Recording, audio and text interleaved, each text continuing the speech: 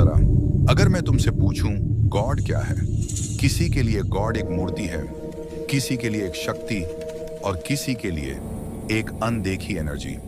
अब साइंस की बात सुनो। साइंस कहती है energy can neither be created nor destroyed. और हैरानी की बात यह है स्पिरिचुअलिटी भी यही कहती है।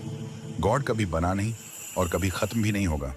यूनिवर्स से पहले भी वही था और यूनिवर्स के बाद भी वही रहेगा।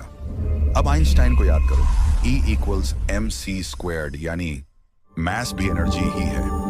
मतलब ये जो पूरा यूनिवर्स है, सितारे, ग्रह, तुम, मैं, सब कुछ एनर्जी का ही अलग अलग रूप है।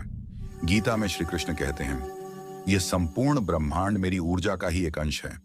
इसका मतलब साफ है, कृष्ण खुद को अलग अलग रूपों में डिवाइड करते हैं, अपनी एनर्जी को मास में बदलते हैं और वही डिवीजन इस पूरे यूनिवर्स को जन्म देता है। अब एक सिंपल सा एग्जांपल सोचो, एक दिया जल रहा है। दिया और उसकी लौ दोनों अलग दिखते हैं, लेकिन लौ उसी दिए से निकलती है। लौ प्योर एनर्जी है, तुम उसे पकड़ नहीं सकते लेकिन उसकी प्रेजेंस फील कर सकते हो। ठीक वैसे ही मूर्ति का मास भी एनर्जी है और जो दिया हम जलाते हैं वो उस प्योर एनर्जी को महसूस करने का तरीका है। लेकिन अब एक आखिरी सवाल, अगर सब कुछ सिर्फ एनर्जी है तो फिर सब कुछ इतना बैलेंस्ड, इतना सिस्टमैटिक कैसे है? दिन और रात, सांस का चलना, दिल की धड़कन, पूरी कॉस्मिक ऑर्डर। यहीं से एक नई बात शुरू होती है, कॉन्शियसनेस।